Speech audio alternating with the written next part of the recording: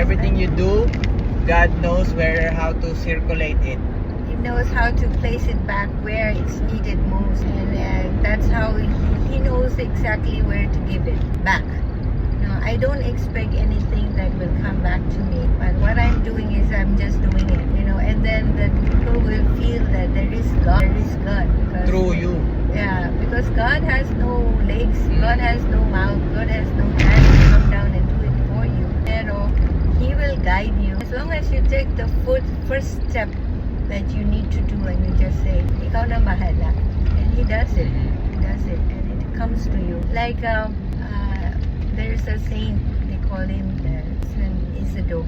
San Isidro is a farmer. He doesn't speak much, he doesn't read or write, but he is a saint. You know why?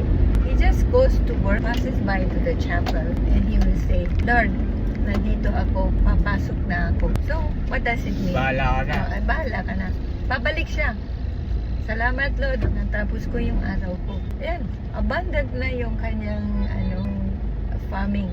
No? So that's why if people say I'm busy, I can't pray, I don't believe that. You can just say, Lord, bahala ka na. First thought, no, dapat yung opening statement mo. Yung ako personally, sabihin ko pag dinilat ko yung mata ko, ay Lord, thank you for another day. Natulog ako, nagising ako. So therefore there is something for me to do, yung plano mo. So ako, ganun ang isip ko lagi. Gratitude na agad pagkadating pa lang. Pagkadilat pa lang. Yeah, attitude of gratitude to live by. Pag wala kang gratitude, wala. Gratis hindi rin matarating din ng grasya. See? Nagkukunik-kunik yun Kaya pag open your eyes mo, sometimes yung days, some days harder, then you have to struggle. So you have to pray harder. Pero giving time to the Lord is not always that easy for the busy world these days. Pero you just stop, look, and listen and say, kayo na bahala. May plano ako, alam mo na. Diba? May plano ako na gusto kong gawin. Saka ako, I have the confidence in traveling. You see, tingnan mo. Sabi ni Kuya Romy, kung umalis kami, tita, meron ng bagyo. Sabi ko, it will never happen to us. Because God knows, I trust in Him Pag ako nag-ayos ng flight na binigay ng date, I don't change it Alam ko na ito yung binigay sa akin. Siya na bahala. Kung nag-allow siya, if He allows me to do this, therefore, He's gonna take care of me all throughout. So He gave me the health, He gave me the safety, He gave me the abundance, He gives me everything. Connected Sabi ko, Lord, pupunta ako dun. Kayo nang bahala, anong gusto mo gawin ko? Guide me. Wala akong pera. Nagastos ako 41,000. Ewan ko saan galing yun.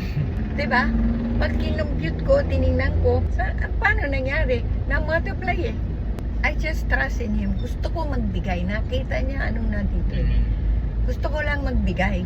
Kahit simutin ko, hatiin ko, iubusin ko, wala akong paalam. Ano lang yun Pera lang yun You cannot make memories Traveling is not spending money. Traveling is making memory that you cannot buy. You cannot buy. Kaya ako, wala akong negativity na pagdating sa...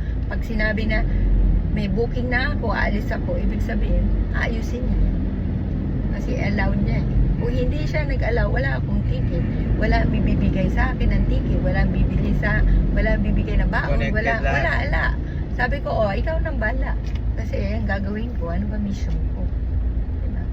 Ganun lang ang influence in a way that is make content. Kasi sometimes, you cannot do this. You cannot be in this world with these things that going around you.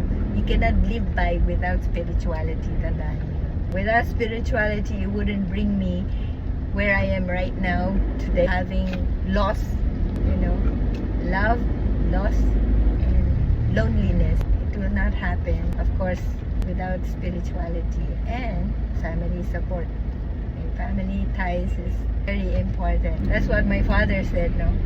The core of the family tie doesn't happen because the value is there, it's given, and you continue the legacy. Ganun magsalita ang tatay ko, the core. Hindi yung value lang, hindi vision or mission. The core. Family. Yeah, the core of that is what?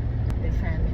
family is no perfect family, pero family will always be family. Importante yun. Ano sabi ng family? Father and mother together. Diba? Yun ang parenting. Family that prays together stays together.